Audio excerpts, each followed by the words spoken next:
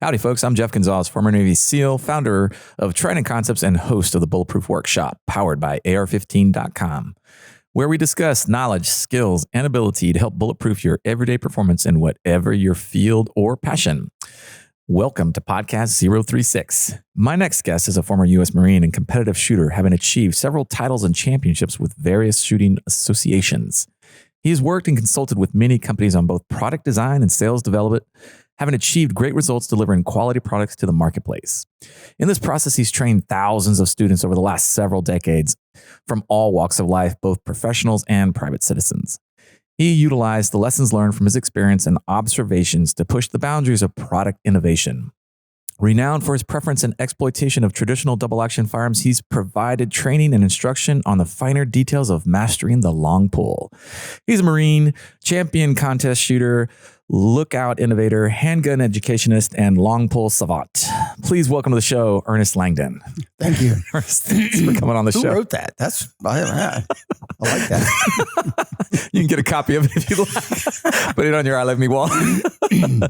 But yeah, thanks again for coming out to the show. I really, really appreciate it. You know, this is one of the ones that I've actually been looking forward to, just because, you know, your stance in the industry is long. You know, you've been in this industry like what, about 30-ish years? 30 years, yeah. Yeah. So I realized the other day that I started teaching advanced shooting at 30 years ago, 1992, when I was on active duty. So I'm like, oh yeah. Yeah. I mean, 30 years. Yeah. We're not too, I mean, we're apart. Like, for me, it was 96 when I really started to do it professionally as my profession, you know, like performance of my duties right at the center.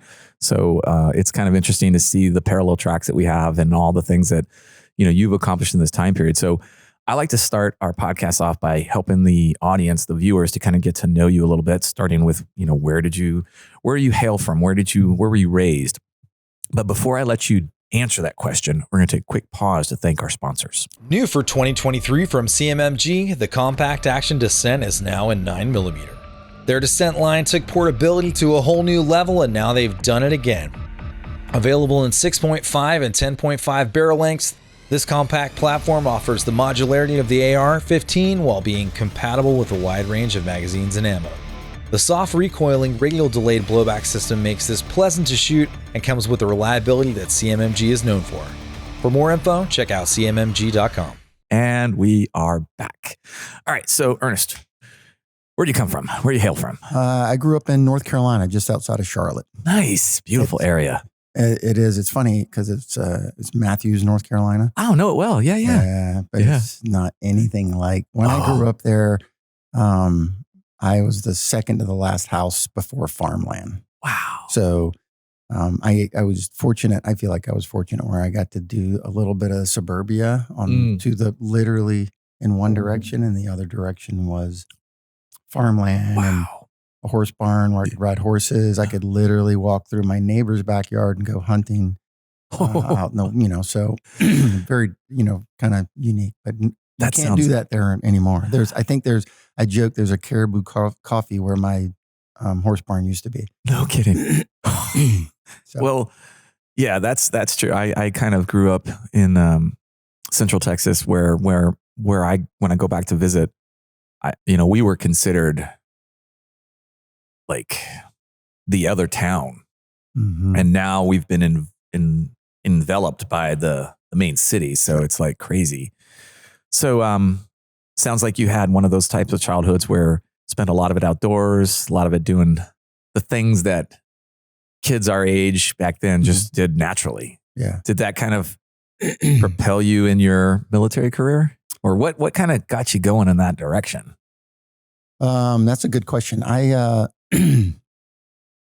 As far as the military career, I always knew I was going to go into the military, I think, except for when I was really young. You know, you're like, I'm going to be whatever. Yeah. Like when I was really young, I was like, I want to grow up and be an Indian. I'm going to run around in moccasins in the woods and that kind of thing. Yes. And then you grow up and go, I can't do that. That doesn't really work out. Not a career path. No. But yeah, that was kind of, I always wanted to be a little bit like when it was the Cowboys and Indians. I'm the Indian, not the cowboy. Nice. Yeah. So, probably some psychology going on there. I'm sure. I might be a little bit different. Well, outside my pay grade to figure that out. So you're on your own there. But yeah, a lot of time in the woods as a kid. My dad said I'd leave in the morning and come back to eat at night. God, I remember those days too. I mean, I think it's really impacting in a sense because it helps to kind of paint a picture for, what mattered to you and the direction that you took. So was there something in your childhood that kind of was a watershed moment that's like, okay, this is my path. I'm on it now? I would say probably the big influence was when I was in high school. I was in a junior ROTC program. Nice. And I had a Walter Pageant, Master Sergeant Pageant, was a retired Marine, Korean War vet. Wow. Probably to this day, one of the best leaders of men I've ever met. Very influential from that standpoint, and made the difference for me, wanting to be a Marine. So nice. Yeah. What's so, I had a similar kind of experience where, and the reason why I bring this up is because I look at people, and I hate to say this, but I kind of put people in buckets. Like there's A talent, B talent, C talent.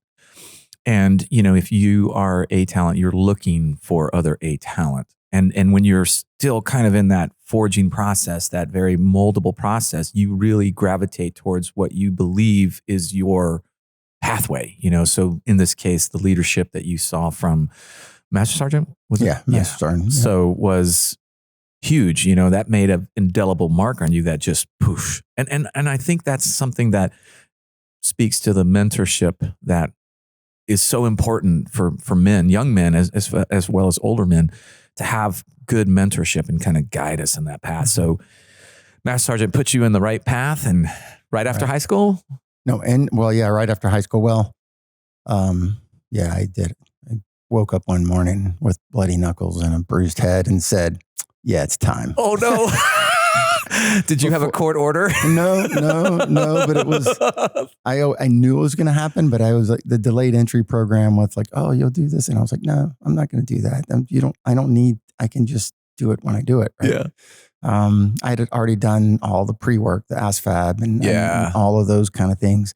But I was, I graduated and I was working construction and doing this stuff. And I went out with my buddies, and it was one of those nights. Got up the next morning and said, okay, dummy. Time for career change. it's time to do what you're supposed to do. And nice. Yeah.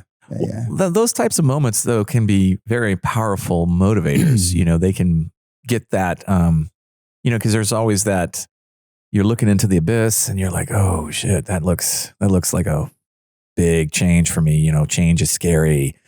But when you have that push right into the abyss, it's like, okay, oh, well, there I go. Let me ask this question.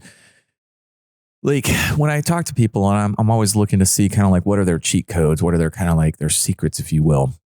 Is there something that you do for yourself every day to help kind of move the needle in a positive direction? Every day? Maybe not every day, but something that you do habitually to try to keep moving forward. Not as good as that I would like to be. Yeah. But I would say that I think fitness is huge. Yeah. I think that you have to continually, especially when you start getting older, right? Tell me about it. Yeah, you've gotta prioritize fitness. And I've had several moments along the way where you get wrapped up, you get super busy, all the things are going on, and then you step out of the shower and look in the mirror and go, who's that guy? All right. Reel it back in. Yeah. You gotta prioritize that. So I would argue that, and my wife and I are both proponents of that. I love hearing that. I mean, especially as couples, that just it doesn't double the chances. It's like an exponential factor. When you have somebody that has the same kind of beliefs, views, and can kind of, because we're going to have our ups and downs. You're going to have those days where you just don't want to do anything. And then you're going to have that gentle assist into. It's very funny that you mention this because just like the night before we left for TACCon, and we're moving the shop into another building. Oh, just all kinds of stuff going on. So we're both exhausted. And it's the night before, and we're like, we need to work out. Yeah. And she's like, I don't feel like it. I'm like, I don't feel like it either. So that's too bad. Because I love the that joke the joke that we, not the joke, but the reality of that is people say, how do you stay motivated? And the answer to that is motivation is bullshit. Okay. I like what I'm hearing. Right? I mean, it is. It's not totally. I just can't wait to go work out. It's like, it's discipline. Yes. I don't want to do it. I'm going to do it. We're going to go out there, and might not be the best workout ever. Yeah. That's okay. Yeah. I'm going to go out and I'm going to do what I can. And then, the drill. I mean, right now, I'm dealing with a shoulder injury. Oh God. and a knee injury and all these other kind of stuff. But you get out there and you do what you can. Fortunately for us, we've set ourselves up where we have an amazing home gym. So we can just go out there and no excuses. We don't have any excuses. I love hearing I don't have time to drive to work. Mm-hmm. But we do it when we're on the road too. And of course, you've met my wife. Yes. She is, and again, same thing. It's not a motivation thing. I know. You say, and she's big, strong personality, all that kind of stuff. And she's got the discipline. Even when I don't, she'll be like, "Oh, I'm going to go for a run. So you can stay here if you want." And you're like, "Oh man." Yeah. She, it doesn't matter. We're on the road. I love that, man. She's, very important to my success at this point, without a doubt. Well, I tell you, that's another thing we could talk about for hours is, having that swim buddy, if you will. Mm-hmm. And, but I love how motivation is bullshit. Like, I love that. I mean, seriously though, because, when I was a BUD/S instructor, you could see all the chest beating that was going on. But when push came to shove, those were the ones that were the easiest to predict would ring out. They were, because but the ones that were disciplined, the ones that knew and I try to explain, like, what does discipline really mean? And it's like trying to identify pornography. You know it when you see it, kind of thing. Same thing with discipline. And what I tell people is, like, if you didn't bring your discipline, it's like an island. If you didn't bring it with you on the island, you ain't going to find it on the island. Right. It has to be innate. It has to be kind of like part of your DNA almost. Well, I think that's true, but I think it also can be developed. Oh, yeah, absolutely. I think people can go, kind of one step at a time. I'm not, I'm going to make a change. I'm going to be better. Right. So I'm going to flip a switch. And my advice to most people is, like, don't try to do it all at once. Like, don't try to be like, tomorrow I'm going to be like, I've got to deadlift 500 pounds by tomorrow. David Goggins. I'm going to go out and run all day. Right? Yeah. It's not going to happen. I mean, it's probably not going to happen. Yeah. And then I think it kind of did for him. He was like, those are the anomalies, the outliers. Right. But I mean, if you can just start making those changes, and like, I'm going to stop doing this and I'm going to start doing that. Yeah. Whatever that is. And then that's going to become that habit. Yeah. Well, and I think we are byproducts of our habits. And so if you program good habits, that's how you start to make those daily gains that over time, like, I'm sure, like, for you, stepping onto the range and getting as good as you are now didn't happen overnight. And you can see it watching you on the range. You can tell this is decades of perfecting the trade, and, like, waking up every day and doing something to kind of help push that needle forward too.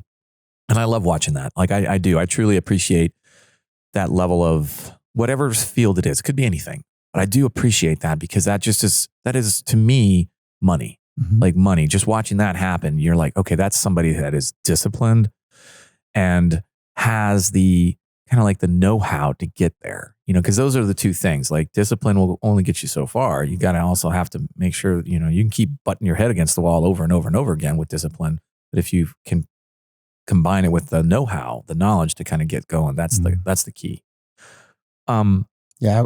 So tagging onto that, I would say that the interesting thing right now is that, information is free. Oh God. Right. So if you want to be able to do something, you can go learn how to do it. So true. And you may not have like, well, I don't have the degree in this. So who cares? Oh, man, You go put the information together, go seek it out, Yeah. start doing research, start putting it together, Yeah. and learn how to do things. And that's been, very important for me because I didn't go to college. I got out of, high school and went straight into the Marine Corps, and the Marine Corps taught me a lot of good habits and things along the way. But at the end of the day, you have to say, oh, I want to be good at this, or I want to do this. This is my passion. Yeah. I'm going to go dig into it. Let me go see what I can find out. Let me go find information. Let me go read books. I mean, I tell people in my, classes that when I started really saying I want to be good at shooting, I was reading books on golf and tennis. I love that. And eyesight Yeah. and adult learning. They weren't shooting books. They were other books. Yeah. Like be better at all of the things. God, I love that. Physically. Yeah. And then learn how to apply that to your trade. What's so interesting to hear you say that is you're one of the only ones that I've actually heard that has put the time and energy into learning how to learn. Like you can read a book on shooting and probably get something out of it, Mm-hmm. but really until you know yourself well enough to know how you learn, Mm-hmm.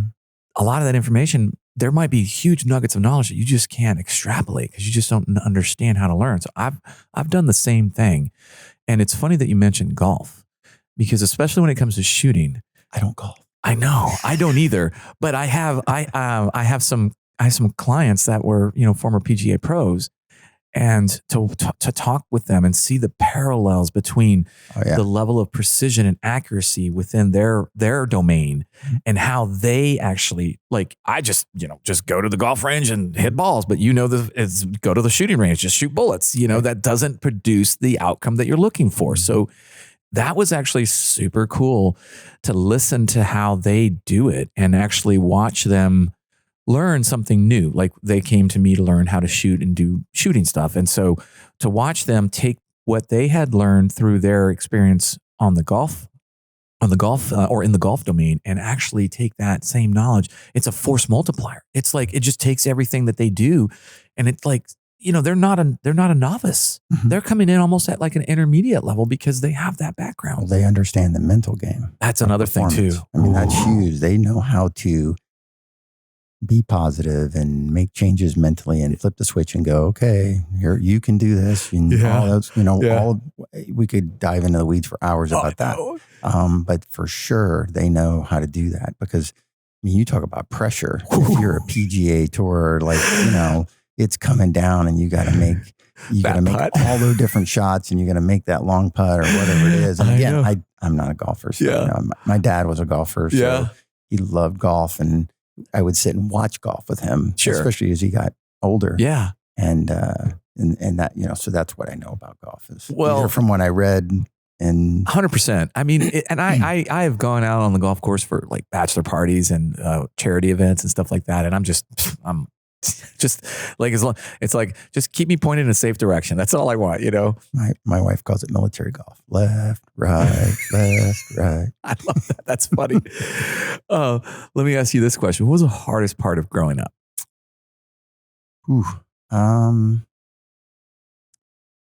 Hardest part of growing up. Boy, that's a deep one. I don't know. I think the social aspects of growing up are probably difficult. Learning how to deal with people, manage friendships, all that kind of stuff. I mean, that's important. But I feel at this point, I feel so blessed because I grew up in the 70s. I know. I grew up in the 70s. I was in high school in the early 80s. Yeah.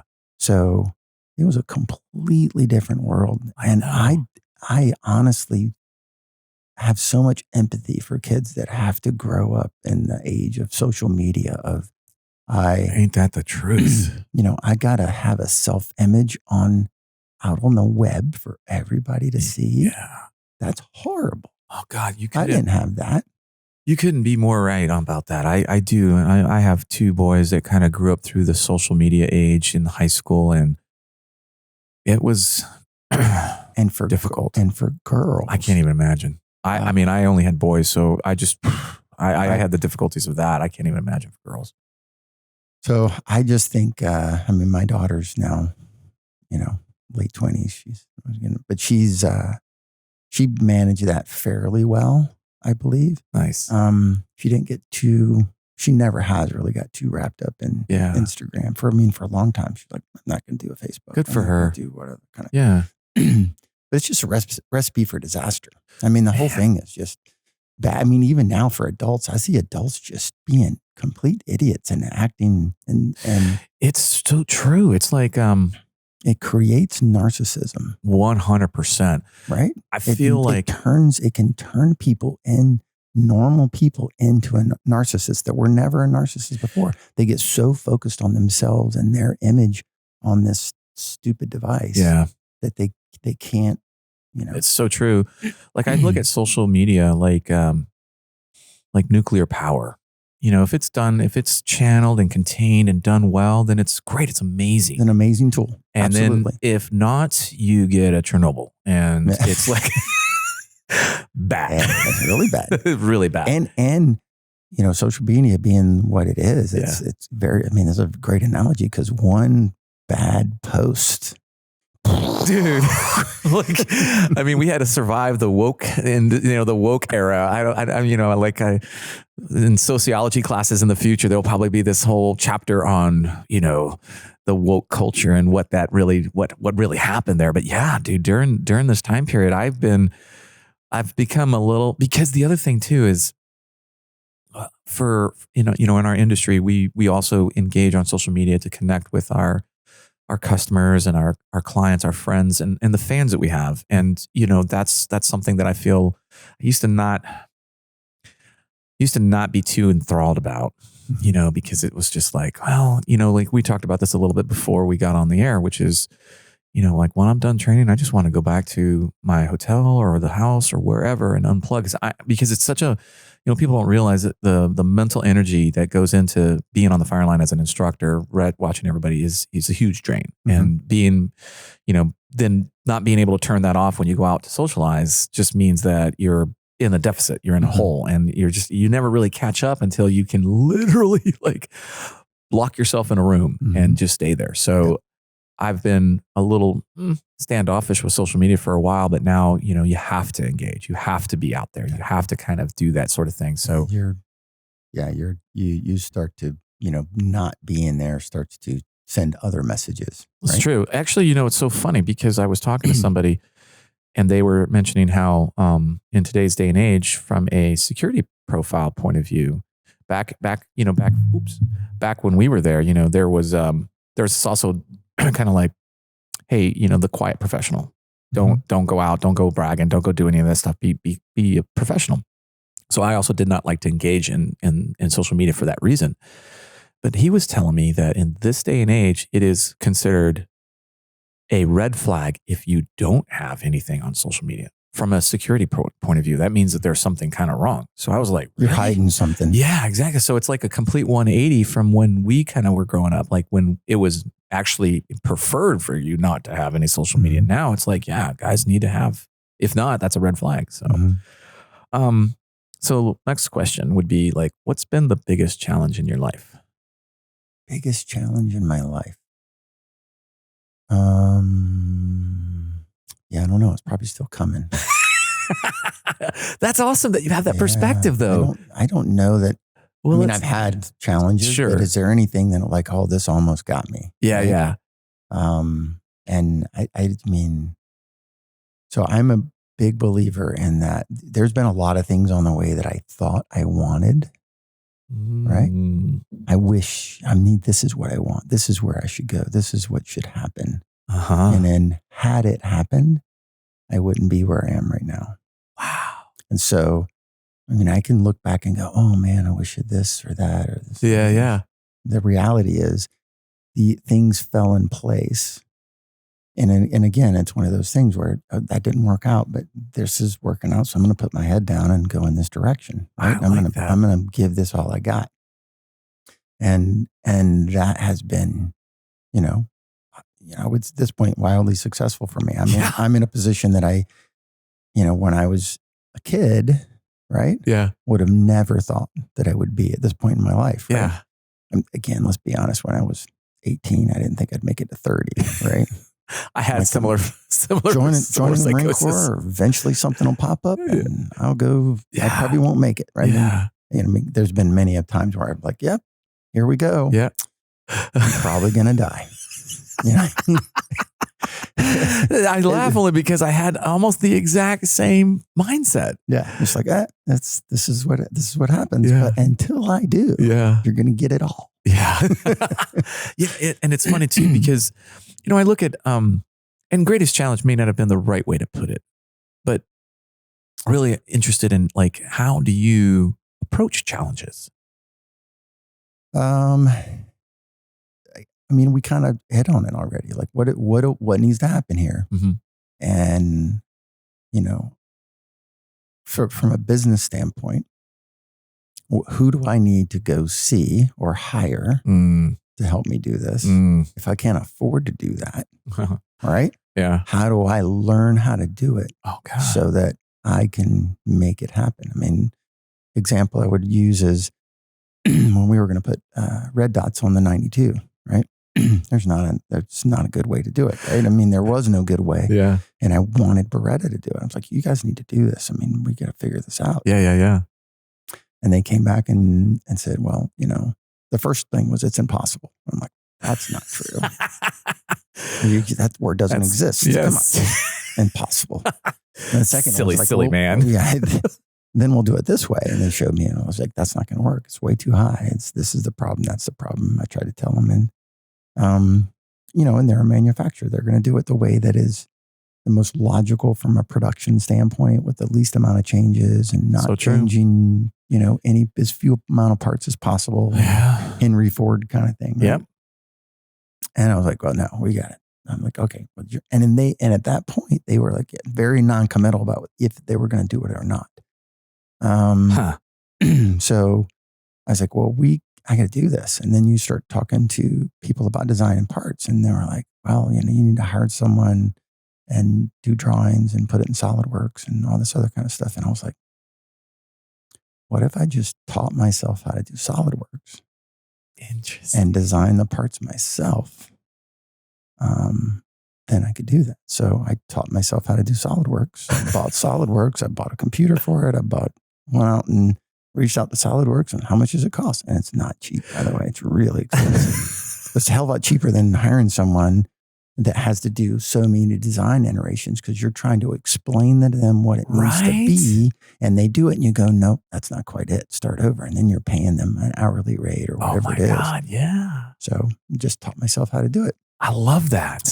And design the plates and design the firing pin and firing pin block and, and we've now designed a bunch of parts. I've designed a bunch of parts on SolidWorks because it was cheaper for me to do that and way faster than it was to try to outsource it to somebody else. So this is a great point because, as an entrepreneur, you become basically jack of all trades, master of none.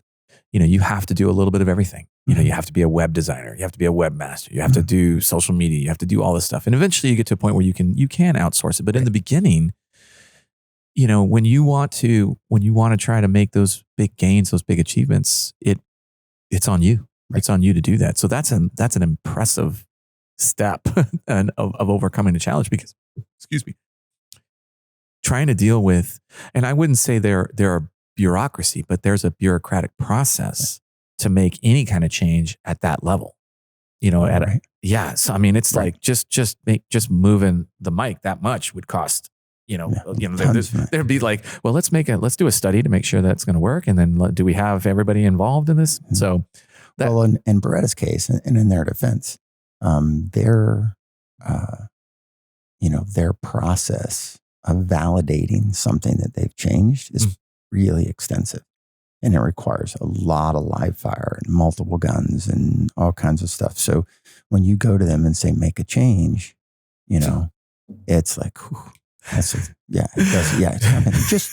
we'll do that tomorrow. Now, it takes a really long time. Yeah. They've been doing this for almost 500 years. I was just going to say, so they are pretty entrenched in the way they do things and their processes because they have had things that, didn't go the way they wanted. And didn't have the results they wanted.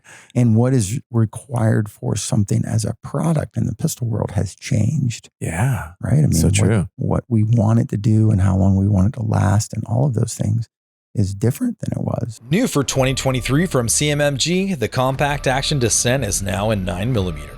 Their Descent line took portability to a whole new level, and now they've done it again. Available in 6.5 and 10.5 barrel lengths, this compact platform offers the modularity of the AR-15 while being compatible with a wide range of magazines and ammo. The soft recoiling radial delayed blowback system makes this pleasant to shoot and comes with the reliability that CMMG is known for. For more info, check out cmmg.com. So this is a great opportunity to talk about your involvement in the shooting world, and particularly, the original work. I believe you kind of started, you cut your teeth with Beretta as far as trying to innovate. And at that level, that, it's one thing to innovate at like maybe a smaller, like maybe not as well-known company, but you just kind of went right after one of the longest running, oldest companies in existence for our industry. Yeah. How did that happen? Oh, that happened because I needed a job. Let's be honest. Okay, I like that. Yeah. Fair enough. So I lived in Northern Virginia, out-processed from the Marine Corps from Quantico. Okay. We're not even going to get into that, the whole story. And I needed a job, and I was looking around, and I'm a Marine sniper, Yeah. CQB guy, blah, blah, blah. Yeah. Put that on your resume, especially in the late 90s. Yeah. Like that wasn't a thing. Yeah. The gun company, or not companies in general, didn't go, oh, this guy's got great military experience. He understands leadership, and he can do this, and organization, and he's disciplined. We should bring that guy in. We cultivate him into something amazing. Yeah. I think more companies understand that now. 100%. A lot more military, but back then they were like, you don't have a college degree. You don't have this. Or what are we going to do? Oh my God. So, so my options were limited. And so Beretta was like, I went in to interview for a law enforcement sales position, actually. Nice. Which I did not get. Oh. But they were like, oh, well, we like you though. You seem pretty squared away and you know guns. So we're going to stick you over in customer service. So I started at Beretta talking to people on the phone. No way. Yeah. Listening to poster children for gun control talk about oh my God. Yeah. You people get on the phone and you're like, oh yeah, I don't understand. I blew my gun up. And I was like, how'd you blow it up? Well, I was reloading. And I'm like, I ran out of this powder. So I just mix these powders together and I fill the case up, swipe the top off, stick the bullet on it. That's how you load. And I'm like, oh my God. I believe you. I believe you. Unbelievable, the stuff that you hear when you talk to people. I believe you. And so that's how I got into Beretta. Nice. And then it kind of grew from there. I put your head down, you do great work. Yeah. And the next thing you know, I think I left there as the law enforcement operations manager. Damn. So you just keep working up. Yeah, keep working up and you do good stuff. And well, that's another good thing too. I feel like there's a big value and you're right. In today's way, I would say probably the last 10 to 15 years, corporate America has started to recognize that while many veterans may not have, and it's changing because more veterans are coming out with degrees or getting their degrees and now they're competitive within that marketplace. But what corporate America has also started to realize is that there are certain characteristic traits that many veterans possess that are actually quite positive, even if they don't, meet corporate culture kind of, traditions, if you will. As you kind of mentioned, you can teach people how to do things, but there are certain things you can't teach, right? And there's a lot of kids that, Elon Musk, love him or hate him, he says a lot of cool stuff, but his college degrees don't mean anything because it means you did your homework. Yeah. It doesn't mean that you're good at anything. Yeah. And true. People are, on the other side, like, of course, fuck you, man. Right? It's so true. And education is free. Yeah. At this point, you can go learn how to do anything you want. Dude, that's so true. And I feel like, the value of, and it was something that we talked about a little bit earlier. There's certain characteristic traits that I feel like are very valuable. And one of them is like that drive, the drive to try to, to be disciplined, to learn new things, to kind of push yourself outside your comfort zone. That drive is very innate with many veterans. Many veterans have that naturally because, we're, and particularly in your case, you're kind of plopped down in certain areas and all right, go do it. We trust you. You have the skills, go do it. And you just kind of go and do it. And that's another thing that I feel like is really valuable because, we kind of also, I think corporate America is changing how they look at leadership from a more of a decentralized kind of command and control. Whereas before it was very centralized at the top, had to always come from the top. And now they're recognizing that the folks on the ground floor are actually more connected with the customer base and they are making better decisions at that point. And it's faster. They're more agile and able to adapt to the marketplace a little bit quicker. So to me, whenever I read stuff like that, I'm like, oh, well, that's like, that's unconventional warfare right there. They're figuring out how to work in small units, special operations type stuff. Oh, great. Congratulations, corporate America. You finally figured it out. All right. So, but I got an interesting thing that segue onto this because you and I always are going to have this tendency to start talking about military stuff and whatever. Yeah. And one of the things, and I'll give my wife credit for this, one of the things we've been heavily involved in over the last 18 months or so, maybe longer than that, is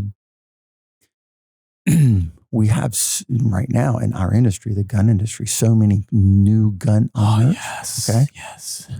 And the pejorative we all like to, you have to have a military background. You have to have a law enforcement background. You have to have all those kind of stuff.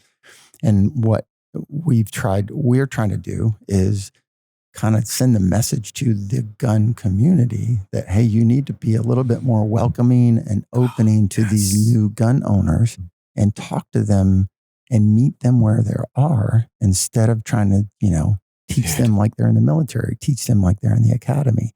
And so we put together, I don't know if you've seen our Discover site. I don't think so. So, we have LTT Discover and we've done a ton of high quality videos that the whole goal is to try to be very free educational. Yes. To teach you basic gun handling, how to carry concealed, draw stroke, how do women carry concealed. We've had Tessa Booth on, I don't know if you know Tessa Booth from Armed and Style. She was out there. Yeah. Well, her husband, Mitchell Booth, almost won the shoot off. Oh, wow. He's an amazing shooter. Wow. Really talented. And so we brought people in from Filster, to help us using the Enigma and talk about how you conceal. So and the idea if you go out, I highly encourage you to go kind of watch these videos because the idea was to not be tactical about it, if you will, not be like using acronyms and what you need to do is, for sure, coming across from a militaristic type standpoint, a little bit more open in the way we teach to try to give these people the tools. And then again, we kind of like to use the term, meet them where they are. I like that. In their carry journey. Mm-hmm. Like, where are you? Are you at the point? And Amy's really good at it because she did not grow up with guns, right? I mean, she was, she had shot a couple of guns before she'd been with me. She's been involved in, law enforcement sales for most of her career. Yeah. I think that's how I actually met her first. Yep. Well, absolutely. Yeah. I'm sure. Yeah. I'm sure. And, so she come, then her and I start, dating, and it's like, wait a minute, okay, she's got to learn how to do this. And it was super intimidating for her. And it was a big learning curve for me. 100%. Because, there's a lot of things that you and I take for granted. Oh yeah. Here's, this, that, and the other. And I had to learn I can't expect this, or I can't teach this. And I'm not just going to jump into this.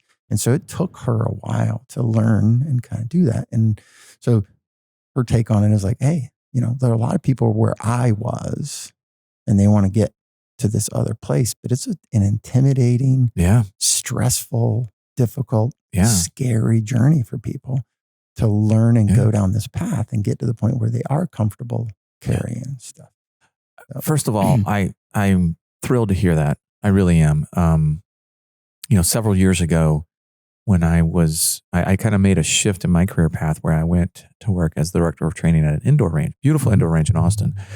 And we catered to, this was before the pandemic. So we started to see a trend developing where your non-traditional gun buyer were starting to make an appearance. Right. And my complaint, and I'm sure you might share this with the industry, is that we haven't been welcoming. We haven't addressed their needs. We haven't really provided them with material to help them recognize that, this is something that they can achieve. They can do this. I mean, if I can do it, you can do it. Right. And don't look at my military career per se as I have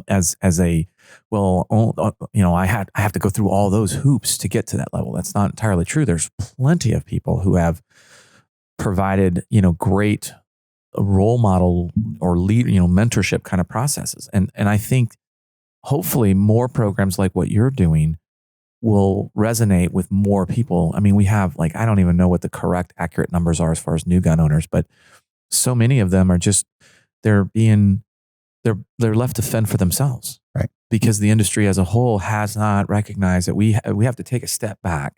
And I've done let's see, I think we opened the range up in 2017, 2018. I can't remember exactly when it was. I watched it on social media. Oh, did you? Yeah, I was following you. I knew.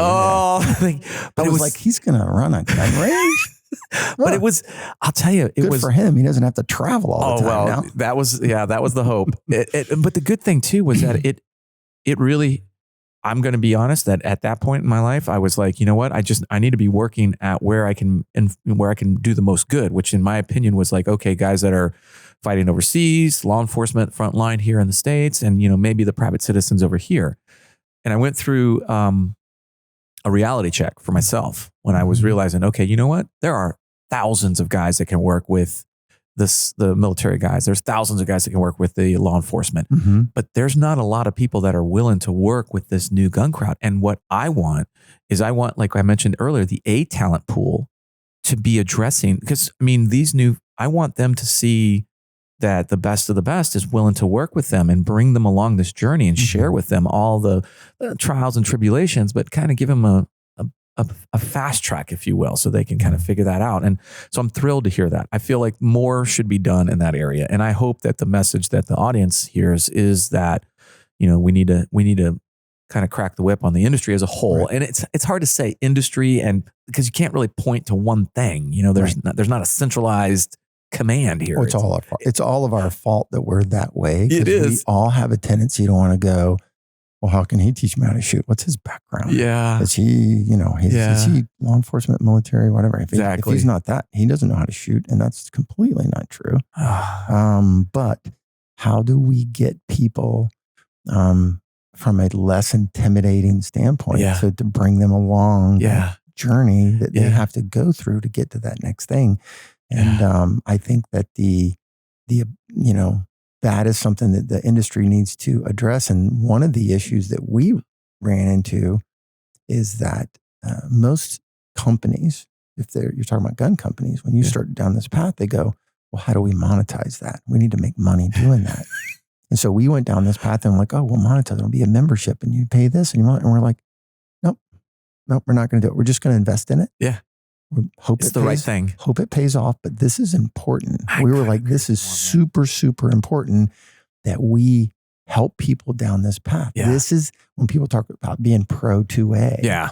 Right? Yes. Show me. And my wife Amy's big on this. Yeah.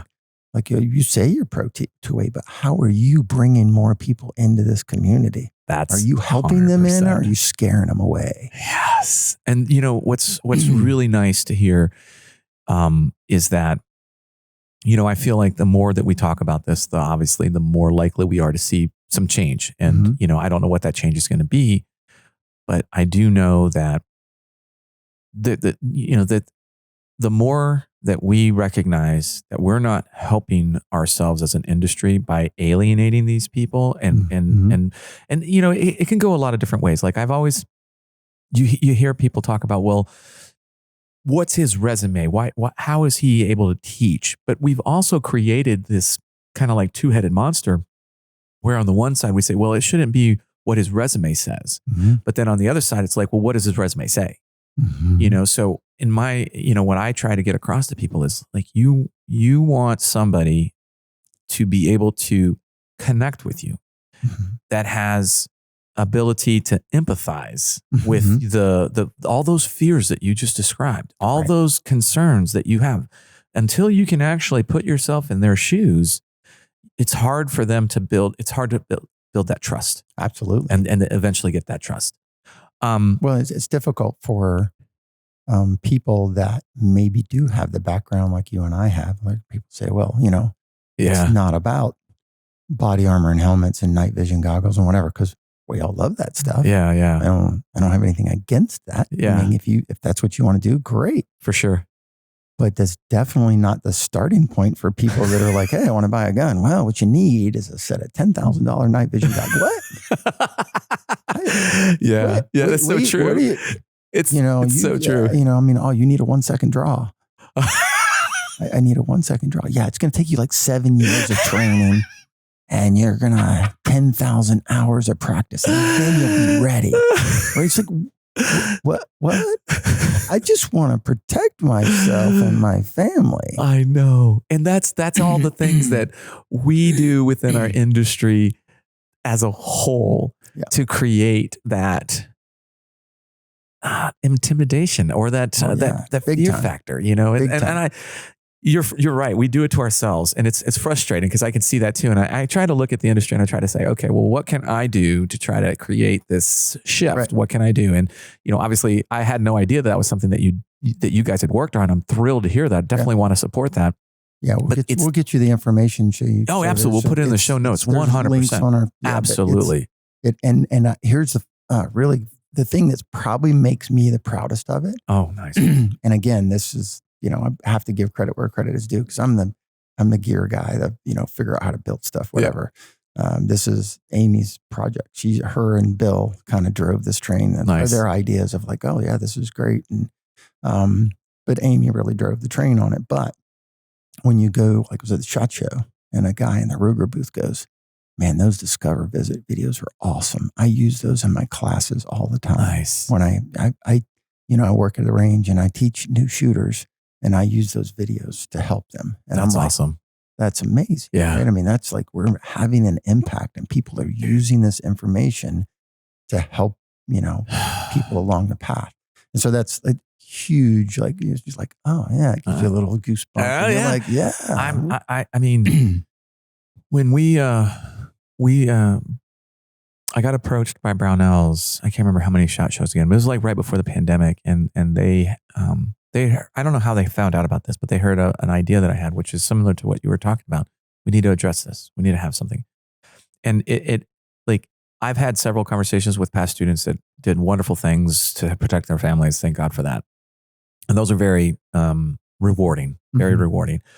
But when we did the daily defense videos, to have some feedback like you were describing, it was very moving to me, very moving to hear how people were more willing to take that first step. They were on the fence maybe. Now they're more comfortable navigating through these waters and actually they feel, okay, I can maybe stay away from over this stuff over here and find, the path over here kind of thing. They've kind of started to figure it out. And I guess the reason why I bring this up is that there are forces within our industry that are trying to reach out to these people. It's just, we're just starting. It's a slow roll right now. Oh yeah. It's going to take some time, but those that are watching I don't want to go out and say guarantee, but my promise is that there are enough of us in the industry that recognize this, and it's just going to take time to really get to that point that we all want. It really will, but I'm happy about that. What about, let's shift gears a little bit. What about mistakes?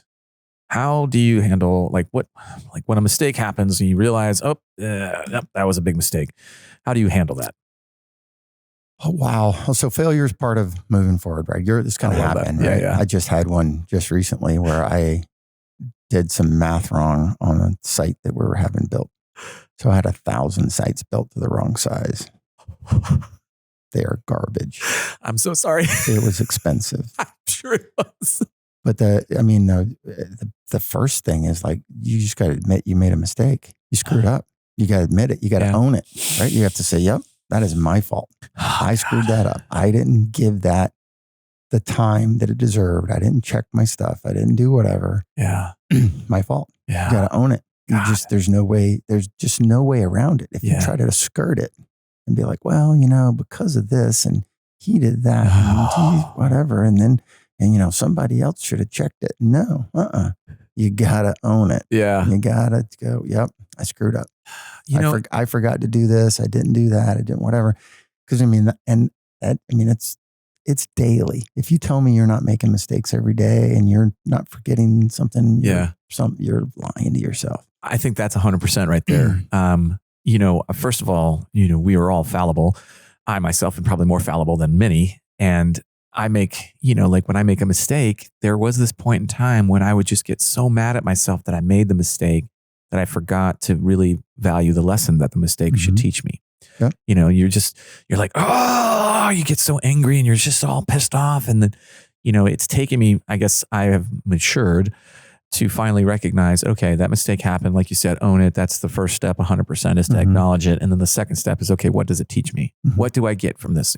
This came at a cost. Well, let me at least take some value from that cost. Right. How do I move forward? So I've tried to do that. And it's not always successful, but I do try to make that a part of my learning process these days. And I love that too, because I feel like in today's world, there's, owning up to responsibility is not as prevalent nowadays as it was maybe a while back. Right. And that's unfortunate, but it is something that I think is the most important thing that you can do to not just, but let's talk about like in a company. If you don't take ownership of that mistake, you also start to lose trust in your employees, trust in your leadership above you. Because you're not fooling anybody. They probably are. Everybody knows. Exactly. They all know. They make fun of me now. I go in. Do you need a slide rule? Should I give you a little slide rule? You need a calculator. There's a calculator on your phone, right? You can do math without trying to do, Thanks. Don't you have to do a lot of math as a sniper? You should know how to do math. Oh God, that was hard. That hurt my brain just thinking about that. My math back then was not good. It's not good. It's not much better now. Like still trying to convert MOA to mil. I'm like, my head hurts. Yeah.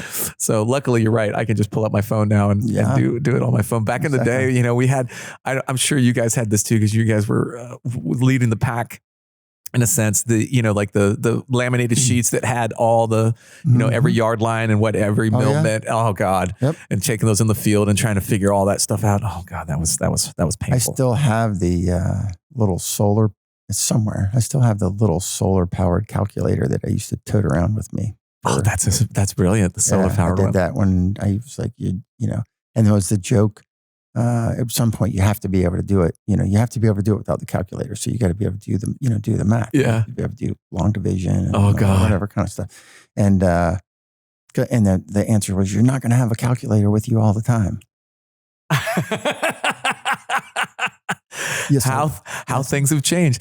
It's so funny too, because, like there would have been a time when going into the field with a phone or something like that would have been like, you can't do that. That's OPSEC. You're violating all sorts of OPSEC rules. And now it's like, well, I need to have this because I've got so much connection with all the other everybody else in the battle space. It's crazy. Yep.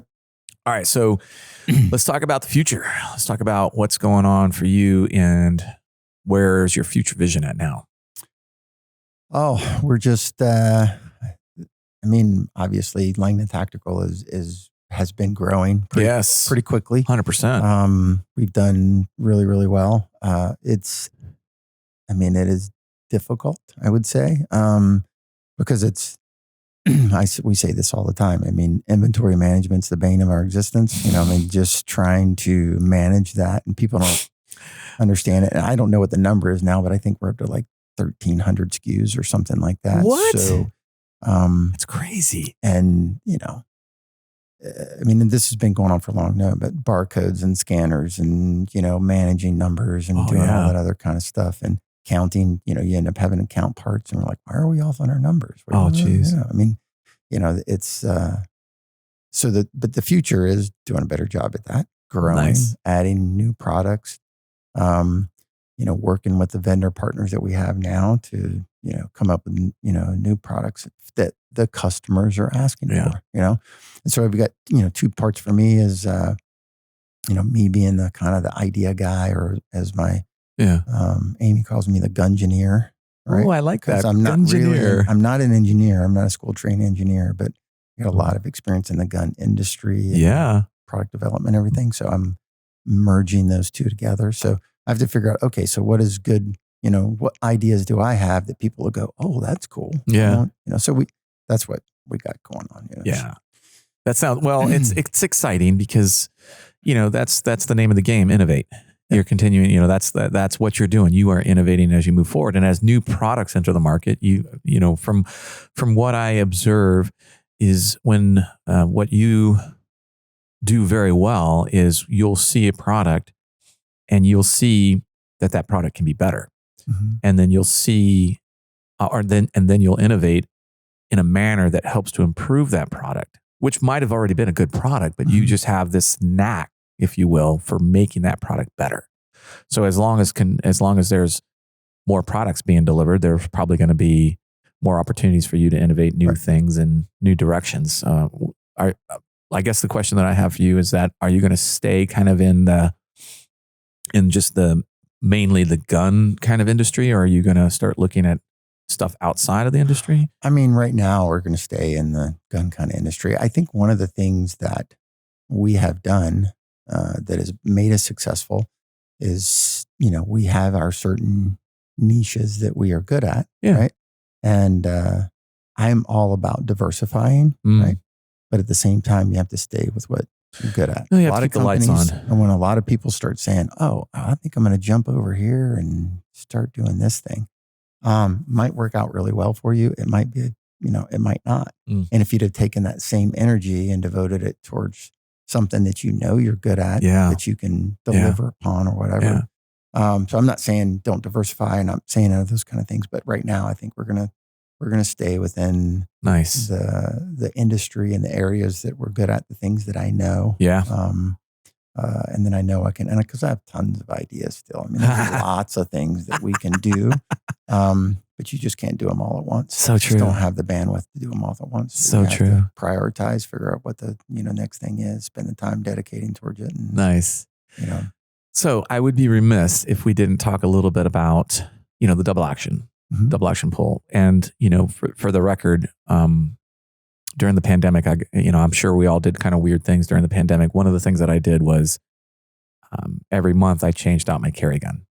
Mm-hmm. I'd go to the range and I'd have a little pro dev session to get me refamiliared with it and get back into it, feel comfortable and confident to carry it on a daily basis. And I pulled back out both my 226 and my 92F. So I spent a month on each of those, and there was a little bit of nostalgia that was kind of welling up in me, and a little bit of fondness, and maybe there was also the learning curve was still kind of obviously I don't put the time into them like you do, but it was still such a I'm not going to lie, pleasant experience to get back onto those double action pulls. So when you are considered to be the savant for double action, what are some of the easy sells that you can help people to understand the advantages behind the double action? So in my opinion, the thing that a DA gun does, is that the first shot has to be a deliberate shot. I mean, it's very difficult. Can you accidentally pull through a 7-8 pound, or if it's a stock gun, 12 pound double action, and you can. Yeah. But you got to work at it. Yeah. Right. You really do. So it's way from that standpoint, it gives you a margin of error that a short light trigger does not. Interesting. Okay. So, and the way I like to correlate it is, in the striker fired world now, we're going down this path. We're making the trigger shorter and lighter and shorter and lighter and shorter and lighter to the extent that there's it's a really easy gun to shoot. And I'm like, yep, it sure is. 100%. It's very easy to shoot. Another way to put it is an easy gun to fire. Go bang. Yes. Yeah. And the thing I try to draw people's attention to, because a lot of people don't really understand how their gun works. Huh. Okay. So they look at a striker fired gun and they go, well, I mean, it looks just like a Glock. So it just has a much better trigger. Huh. And if I were to say, hey, staccato, we need to build a new gun. Yeah. You guys are making spectacular guns now. Let's build a new one, but let's just get rid of that thumb safety and grip safety. We don't need that, right? That's too much. I mean, I don't have to worry about taking a safety off. I got it'll have a nice, great, 3.5 pound trigger. Yeah. Super crisp. Oh, you should put a little tab on the trigger to keep it from, or maybe not, but it doesn't matter. And we'll launch that. And they'd look at me and go, you're an idiot. There's the door. And why would they say that? Because you can see the hammer's cocked. Yeah. But if I hide all that inside a slide with a fully tensioned striker and very little engagement and a short, pre-travel and really light trigger with a great reset and all that other kind of stuff, we go, well, that's fine. No problem there at all. Yeah. What could possibly go wrong? That is a huge, huge epiphany for a lot of people. I mean, because the reality, guys are out there with these guns. I mean, some of the triggers that are coming on, these major manufacturers' factory striker fired guns are amazing triggers. Yeah. Yeah. And guess what? They're amazingly light, easy to go bang triggers. And so for a DA gun puts some margin of error in there. Now, am I saying that a DA gun is for everybody? It's not, because there's some people, if your hands are not big enough, the reach to that trigger is just too much. You're not going to be able to get a proper grip on the gun and reach to that DA. And some striker fired guns, the reach is too much. Yeah. Okay. Right? So you have to find the gun that fits you. And to say that one size fits all is just completely incorrect. Yeah. So I'm not saying that striker fired guns are wrong, right? But you definitely have to be very aware with your gun handling with doing that. One thing I like about how you express that is you have to be very deliberate with that first trigger. Obviously, the decision to employ deadly force does not come lightly or easily, and I feel like there's the moment of sorts where folks start to move their finger to the trigger, and I kind of I represent it like it's almost like a whoopee. Even though we teach people to keep their finger on the home position, the register, until they're ready to fire, so many people will move their finger inside the trigger guard, especially when you put them under stress. Exactly. So nobody, people don't want to hear this, but when you take a person and, you start talking to law enforcement and you start talking about, hey, when you're running force on force, do you have a hard time people keeping their finger off the trigger? And they're like, God, yeah, yes. Absolutely, we do. And I was like, oh. And then the same guy will go, yeah, we can't have 2 trigger pulls, right? Whatever. We need a striker fired gun. Yeah. Right? Because I can get everybody to qualify on the range. Right? It's an easier gun. I hear to that. Teach people how to shoot. So I can't sit here and tell you here's the answer. And again, I don't think one size fits all. But what I would say to you is, there was a bunch of DA guns, traditional DA guns in the shoot off yesterday at TACCon. Really? A bunch of them. Nice. Yeah. And I'm pretty sure the guy that won was carrying a SIG 229. No way. Yeah. I'm pretty darn sure that he was, but he's carrying concealed. So you can't say, bang, bang, bang, bang, bang, bang, holsters again. I'm like, what was that? Yeah. Well, one of my regrets, and I have plenty of regrets, was like when I left the Navy, I sold all my SIGs. I had like 3 226s and 1 228. And these were all like early edition from overseas. They weren't the ones that were produced in the States. And I kind of, when I was playing with my 226 during this little period, this pandemic period, I was like, God, man, you know what? I really wish I had kept those. And I'll tell you, the reason why I really enjoyed it was the attention to detail. Like when I got back into shooting those double actions, the the attention to detail as far as trigger finger placement, maximize leverage, making sure that my finger was, in a good position to place pressure on the face of the trigger and not on the edge. All of these things were magnified because the influences that I was putting on them would create more of an error. So as I put more attention to detail on all of that, then I started to see everything kind of fall into place.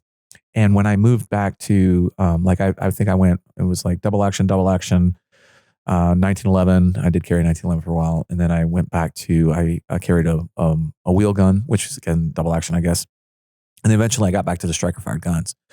But because I had done a lot of work on those double action trigger pulls, when I got back to that striker fired gun, my attention to detail on all those things was huge. And and even then you could see the benefit. So I guess what I'm trying to say is people will probably knock the double actions more so. And I mean, like when I left the Navy, you could not pay me to shoot a double action. I was just so like, I don't want to play with this anymore. But with time, I recognized that the double action had value that I did not appreciate at the time. It took me some time to really kind of come back to those roots. Right. And now I recommend that, if you're struggling in some cases, a double action trigger pull can help you figure out some of these problems, can help you it won't solve everybody's problems. Like you said, nothing ever will. But as a diagnostic tool and a way to kind of help build skill and technique, it's sometimes overlooked as far as like, I think it's Daryl Bolke is one who really promotes, working hard on a double action trigger pull just to help improve your ability to work that single action trigger pull, or in this case, a striker fired gun. Yeah, I've heard a lot of guys say that. Yeah. A lot of guys say that. You spend some time with the DA gun and it'll help you 100%. Yeah. Learn how to drive so other guns well. What I think people, the best way that I can put it is that there is value. Mm-hmm. The value is yet to be determined. But to say that there's not value can sometimes be kind of short-sighted by a lot of people. I'll give you not one last, there's a whole bunch of them. But the other thing I really like about a DA gun, is I can holster my gun with my thumb on the back of my hammer. Dude. I carry a pendant. So I can positively control the firing mechanism of that gun in my holster. Yeah. Okay. That is huge. That's a big one. In my opinion. That's the other reason that, we took back over building the striker control device for the Glock. I don't know if you're familiar with that. No. It's a plate that goes on the back of the Glock. Yeah. So we build and sell those now. Nice. When we started getting into, we're like, okay, we're going to do some Glock stuff. Some people, that's the right gun for them. Yeah. There's a lot of good arguments that a Glock is the right gun for people, right? It's got a lot of, it's got a lot of good value there. But that striker control device, I can control the striker when I holster the gun. I'll tell you, what's so funny is when I was going back into the holster without even thinking, I caught myself placing my thumb on the hammer of those double action guns. It was just like old habit. Just the muscle memory came right back in. Yeah. And I was like looking down, I'm like, that's interesting. Hadn't done that for years. Yet as I'm going back into reholstering, all of a sudden I find my thumb on the hammer.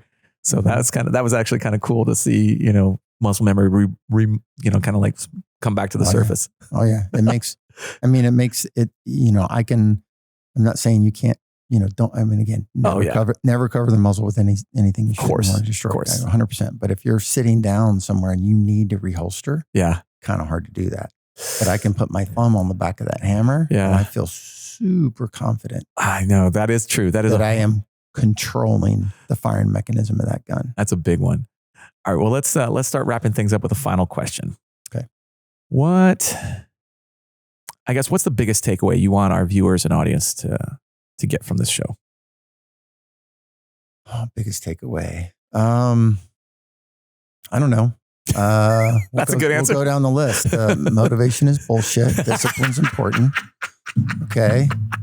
Don't be afraid to fail. Love it. Education is free. Yes. If you want to do something, go out there, learn how to do it.